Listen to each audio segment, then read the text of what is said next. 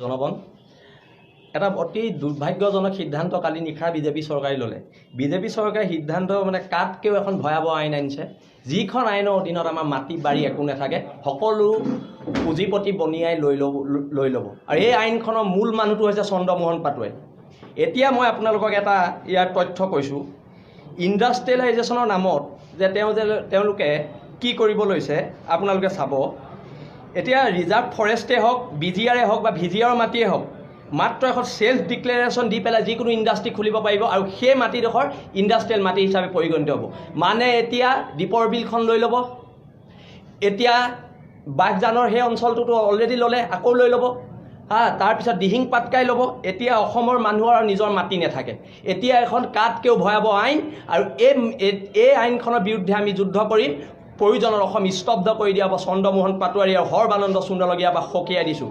এতিয়া কথাটো হৈছে, আমাৰ হাতত আহিব তথ্যমতে ৰাজেন্দ্ৰ প্ৰসাদ বোলা এজন মাৰোৱাৰীক লগত লৈ সৰ্বানন্দ সোণোৱালে গোটেই এই ব্লু প্ৰিণ্টটো ৰচিছে, আৰু তাৰ বিৰুদ্ধে কিন্তু যুদ্ধ আৰম্ভ হ'ব, এক গণতান্ত্ৰিক যুদ্ধ আৰম্ভ হ'ব। আৰু এটা আপোনালোকক আমি ইয়াতে ডিটেইলছ দিছোঁ। এতিয়া আপোনালোকে চাব, ইণ্ডাষ্ট্ৰিয়েল মাটিখিনিত কি কৰিছে, মানে আমাৰ খিলঞ্জীয়াৰ মাটিখিনি যদি এটা উদ্যোগ বহাই দিয়ে, সেই মাটিখিনি লগে লগে ইণ্ডাষ্ট্ৰিয়েল এৰিয়াৰ মাজত পৰি যাব, আৰু সেই মাটিখিনিত তেতিয়া আৰু খেতি চেতি নহয়। আৰু এতিয়া আপোনালোকে চাব, চৰ চাপৰি অঞ্চলত যিবোৰ অবৈধ বাংলাদেশী আছে, এতিয়া সেইবিলাকে তাত মৰাপাটৰ ইণ্ডাষ্ট্ৰি খুলিব, ফলস্বৰূপে মাটিবিলাক ইণ্ডাষ্ট্ৰিয়েল মাটি হৈ যাব। আমি এই কথাৰ তীব্ৰ বিৰোধিতা কৰিছোঁ, আৰু অনাগত দিনত কিন্তু আমি অসম বন্ধৰ দৰে জংগী কাৰ্যসূচী ল'বলৈ বাধ্য হ'ম। এতিয়া কথাটো হৈছে, সৰ্বানন্দ সোণোৱালে মাটি বিকাৰ ইয়াত ঠিকা দিছে নেকি? কাইলৈ ইয়াত আদানী পিঠানীয়ে আহি গোটেই অসমৰ মাটি দখল কৰিব, খিলঞ্জীয়া ভূমিপুত্ৰ মাটি দখল কৰিব, আমি ইয়াত বহি বহি চাই থাকিম। আৰু আজি 8-9 বছৰে আলোচনাপন্থী আলফাৰ লগত মাটিৰ ওপৰত যিটো আলোচনা কৰি আছে, অসমৰ মাটিৰ ভূমি অধিকাৰৰ ওপৰত যিটো আলোচনা কৰি আছে, এইখন আইন আনি দিয়াৰ পিছত সেই আলোচনা 8-9 বছৰ আলোচনাটো একো অৰ্থ নাই। এতিয়া আৰু এটা প্ৰশ্ন হ'ল, যিখন অসম চুক্তি 6 নং দফা কাৰ্যকৰী কৰি আমাক ভূমি অধিকাৰ দিম বুলি কৈ আছে সৰ্বানন্দ সোণোৱালে, তেওঁতো অলৰেডি এইখন আইন আনি আমাৰ ভূমি বিকিয়ে দিলে বহিৰাগতৰ হাতত। এতিয়া চাওক, এতিয়া মানে অসমত কোনে কোনে ঠিকা কৰিব মই কৈ দিছোঁ, কোনে কোনে ইণ্ডাষ্ট্ৰি খুলিব। পতঞ্জলি ৰামদেৱে খুলিবহি, পিঠানী হিম্মত সিঙা ধনুকাহঁতে দীপৰ বিলৰ দৰে জেগাত ইণ্ডাষ্ট্ৰি বহুৱাব, গুৱাহাটীৰ বনিয়াই আহি আমাৰ উজনি মাটি দখল কৰিব, নামনি অঞ্চল চৰ অঞ্চলৰ চব মাটি দখল হ'ব। এইবিলাক সবল দিয়া নহ'ব। এতিয়া প্ৰশ্নটো হৈছে, চন্দ্ৰমোহন পাটোৱাৰী কিমান টকাত বিক্ৰী হৈ গ'ল? আমি পোৱা তথ্যমতে এতিয়া 6000 কিমান কোটি টকা আহিব লৈছে। 21ৰ আগে আগে চন্দ্ৰমোহন পাটোৱাৰী যে ধৰ্মপদ হাৰিব সেইটো জানে, আৰু সেইকাৰণে চন্দ্ৰমোহন পাটোৱাৰী যিমান পাৰে এতিয়া পইচা এই ৰাজেশ বোলা সেই মাৰোৱাৰী, ৰাজেশ প্ৰসাদ বোলা সেই মাৰোৱাৰীজনৰ লগত লগ লাগি গোটেই পইচা মৰাৰ ষড়যন্ত্ৰ কৰিছে। এইবিলাক সবল দিয়া নহ'ব। বীৰ লাচিত সেনা অসম থাকোঁতে এইবিলাক নহ'ব। আৰু আমাৰ ওচৰত তথ্য ভয়ানক তথ্য আছে, এইবিলাক আমি সময়ত ফাদিল কৰিম।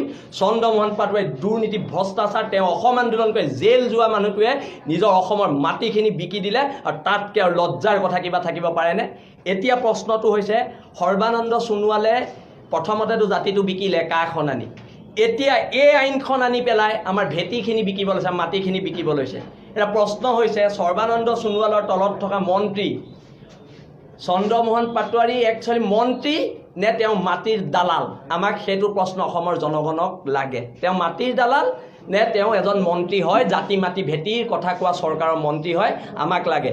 আৰু এতিয়া চন্দ্ৰমোহন পাটোৱাৰী বিভাগত চলি থকা দুৰ্নীতি ভ্ৰষ্টাচাৰ সকলো RTI মাৰি উদং কৰা হ'ব, আৰু চন্দ্ৰমোহন পাটোৱাৰীক বিৰুদ্ধে এক গণতান্ত্ৰিক আন্দোলন হ'ব, বিজেপি চৰকাৰৰ বিৰুদ্ধে এক গণতান্ত্ৰিক আন্দোলন হ'ব। আৰু আপোনালোকে চাব, এতিয়া কি কৰিব লৈছে তেওঁলোকে। বাঘজানত যিটো ঘটনা হ'ল, কিমান দুৰ্ভাগ্যজনক ঘটনা, কাৰিকৰী বিজুতিৰ কাৰণে হ'ল, কিন্তু কাৰিকৰী বিজুতিৰ কাৰণে সেইখিনি হ'ল। এতিয়া যিখিনি ইয়াত ইণ্ডাষ্ট্ৰি বহিব, কোনো পাৰ্মিশ্যনৰ দৰকাৰ নাই, মাত্ৰ এখন কাগজৰ প্ৰয়োজন, কোনো পাৰ্মিশ্যনৰ দৰকাৰ নাই, 3 বছৰলৈকে পাৰ্মিশ্যনৰ কথা নাহে। তেতিয়াতো বাঘজানতকৈও ডাঙৰ দুৰ্ঘটনা ঘটিব। তাৰ দায়িত্ব চন্দ্ৰমোহন পাটোৱাৰী ল'ব নি? চন্দ্ৰমোহন পাটোৱাৰী ধৰ্মপুৰত থকা নিজৰ মাটিখিনি বিক্ৰী কৰি দিয়ক, আমাৰ তাত ক'বলগীয়া একো নাই। কিন্তু অসমৰ মাটি বিক্ৰী কৰিবলৈ দিয়া নহ'ব। খাৰঘুলিত ডাঙৰ পাহাৰ এটা লৈ চন্দ্ৰমোহন পাটোৱাৰী আছে, বিক্ৰী কৰি দিয়ক খাৰঘুলি পাহাৰটো, আমাৰ ক'বলগীয়া একো নাই। কিন্তু আমাৰ মাটি ইয়াত বিক্ৰী কৰিবলৈ দিয়া নহ'ব। আপোনালোকে জানে এনেকুৱা ধৰণৰ কিছুমান বিসংগতি ইয়াত আছে এইখন আইনত। এতিয়া পাৰ্মিশ্যনৰ মানে কোনো কথাই নাইকিয়া হৈছে। তাৰপিছত আপোনালোকে চাব এডভান্টেজ আছাম যে চন্দ্ৰমোহন পাটোৱাৰীয়ে পাতিছিলে, সৰ্বানন্দ সোণোৱালে পাতিছিলে, এডভান্টেজ আছামৰ নামত অসমত কেইটা উদ্যোগ আহিলে সেইটো কথা প্ৰথমতে স্পষ্ট কৰক।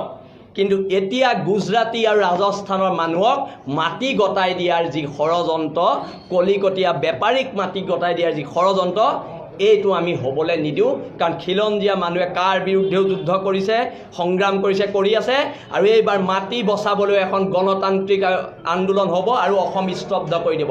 কৰোণাত মৰা আৰু মাটি গৈ মৰা একেই কথা। নিজৰ মাটিখিনি আহি ইয়াত অনা অসমীয়াই লৈ থাকিব, সেইবোৰ চাই মৃত্যু হোৱাতকৈ আজিয়ে কৰোণাত মৃত্যু হোৱাটোহে শ্ৰেষ্ঠ কথা। সেয়েহে এখন গণতান্ত্ৰিক আন্দোলন হ'ব, বীৰ লাচিত সেনা অসমে গঢ়ি তুলিব। আৰু পৰৱৰ্তী সময়ত এইখন আইনৰ ওপৰত যিসকল মানুহে আজি টুইট কৰি প্ৰতিবাদ কৰিছে, ফেচবুকত প্ৰতিবাদ কৰিছে, ছ'চিয়েল মিডিয়াত প্ৰতিবাদ কৰিছে, সকলো জ্যেষ্ঠসকলক আমি শ্ৰদ্ধা জ্ঞাপন কৰিছোঁ। আৰু বীৰ লাচিত সেনাই এই সংগ্ৰামখনত সকলো জাতি জনগোষ্ঠীৰ মানুহক জড়িত হ'বলৈ আহ্বান জনাইছোঁ। লগতে সমুজ্জ্বল ভট্টাচাৰ্য ডাঙৰীয়াক অনুৰোধ জনাইছোঁ যে অসম চুক্তিৰ নামত যি আলোচনা আপোনালোকৰ লগত হৈ আছে, কিন্তু আপোনালোকে চাব যে এই 6 নং দফাৰ কিন্তু এইখন আইনে 6 নং দফাত সম্পূৰ্ণৰূপে নস্যাৎ কৰি পেলালে, সম্পূৰ্ণৰূপে নস্যাৎ কৰিলে। সেয়েহে সমুজ্জ্বল ডাঙৰীয়াৰ নেতৃত্বত এক আন্দোলন আৰম্ভ হওক কাইলৈ পৰা, আৰু অসম চৰকাৰক 24 ঘণ্টা সময় দিছোঁ। যদি এইখন আইন বাতিল নকৰে, বীৰ লাচিত সেনা অসমৰ সংগ্ৰাম আৰু গণতান্ত্ৰিক প্ৰতিবাদৰ বাবে আপোনালোক সাজু থাকক। আৰু তাৰ কাৰণে কিন্তু আমি দায়ী নহয়, এতিয়া 24 ঘণ্টা সময় সৰ্বানন্দ সোণোৱাল আৰু চন্দ্ৰমোহন পাটোৱাৰীক দি দিয়া হৈছে। আৰু চন্দ্ৰমোহন পাটোৱাৰীক দালালি, গুণ্ডামি, ভণ্ডামি বীৰ লাচিত সেনা অসম থাকোঁতে নচলিব অসমত। সেইটো কথা একদম স্পষ্ট, চিধা কথা।